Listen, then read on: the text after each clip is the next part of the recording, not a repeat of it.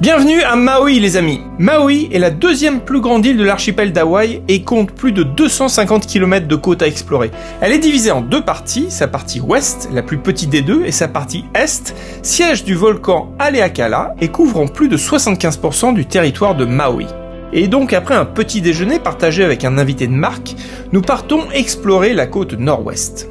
Nous découvrons un littoral sauvage et escarpé que l'océan agresse vague après vague, en créant à certains endroits des piscines naturelles aussi tentantes que populaires. Mais la réalité, c'est qu'une vague peut à tout moment submerger l'endroit et emporter les pauvres touristes venus s'y aventurer. Quelques panneaux sont d'ailleurs là pour nous rappeler le destin tragique de quelques aventuriers malheureux. Même les tortues semblent bien vulnérables face à la force de l'océan. Le point d'orgue de cette route est le Nakalele Blowhole, un geyser où de fortes vagues provoquent un jet d'eau puissant, se transformant grâce aux rayons du soleil en un arc-en-ciel aussi magique qu'éphémère.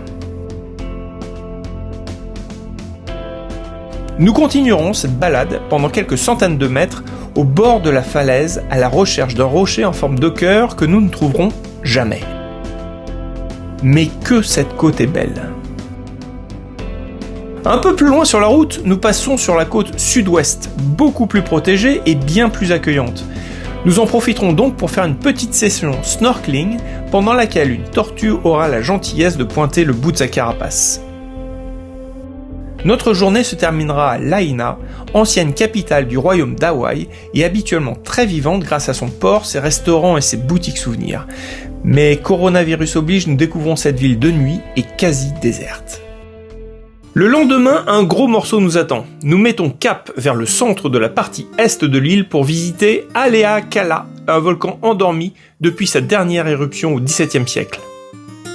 Devenu parc national en 1916, l'Haleakala se visite et le premier stop sur la route menant au sommet est Hosmer Grove. Ce petit trail nous emmène à travers une expérience menée à la fin des années 20 par Ralph Hosmer.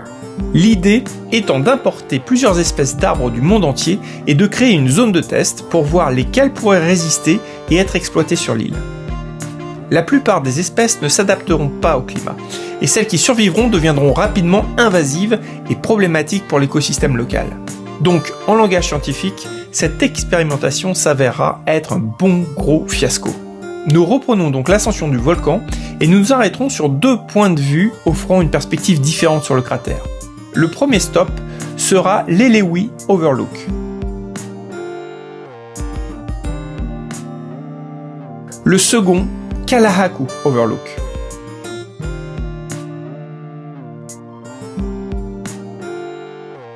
Mais rien ne remplace évidemment la vue depuis le sommet, situé à plus de 3000 mètres d'altitude et siège d'un petit refuge faisant office de Visitor Center. Ce sommet présente plusieurs points d'intérêt autres que ses vues imprenables sur son cratère et ses plantes endémiques argentées qui tentent d'égayer ce paysage lunaire. Ce sommet héberge tout d'abord un centre de recherche d'astrophysique que l'université d'Hawaï partage avec l'armée américaine. Car le ciel ici ne souffre d'aucune pollution lumineuse, faisant de ce lieu un point idéal pour observer l'espace. Mais ce sommet est aussi le point de départ de plusieurs trails, dont le Sliding Sand Trail. Libre à vous de l'écrire en hawaïen, mais n'oubliez pas le E à la fin. Ce trail populaire vous emmène au cœur du cratère.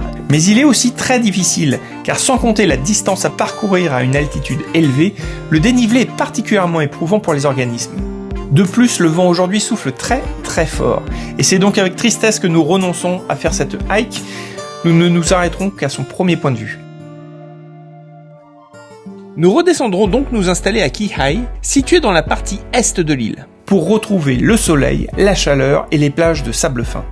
Nous prendrons le temps de profiter de ces plages, et Arthur et Théo, après avoir réussi quelques exercices techniques, redécouvriront les joies de la plongée sous-marine. Du coup, ça nous a donné envie de partir découvrir Molokini, un petit cratère en forme d'arc de cercle situé au large de Kihei et célèbre spot de plongée de Maui. L'intérieur de ce cratère est un aquarium assez sympa, idéal pour renouer avec la plongée après de longs mois d'interruption.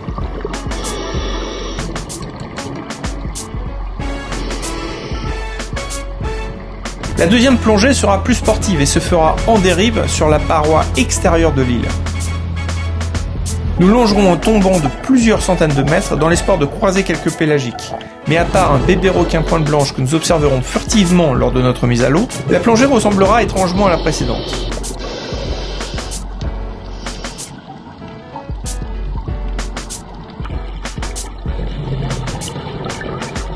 Nous quittons donc Molokini légèrement déçus pour être honnête, mais convaincus que le meilleur de la plongée est à venir dans ce tour du monde.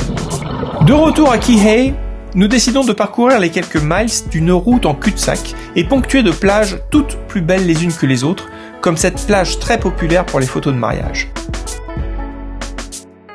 La route se termine entourée d'un champ de lave. Le paysage devient plus hostile, les plages moins accueillantes, mais néanmoins fréquentées pour observer des groupes de dauphins chassant dans la baie. Mais visiblement, pas ce soir. Et ce point de bout du monde porte un nom, La Pérouse Bay. Car c'est bien un explorateur français, le comte de La Pérouse, qui en mai 1786 découvre Maui à bord de ses deux frégates, la Boussole et l'Astrolabe. Un monument lui rend d'ailleurs hommage dans cette baie et marque la fin de la route, et aussi la fin de cet épisode. Mais le meilleur de Maui est à venir, car le prochain épisode sera exclusivement consacré à la route de Hana, considérée comme les joyaux de la couronne de l'île. Alors, un peu de patience, on revient très rapidement avec de nouvelles aventures. Alors à très vite les amis!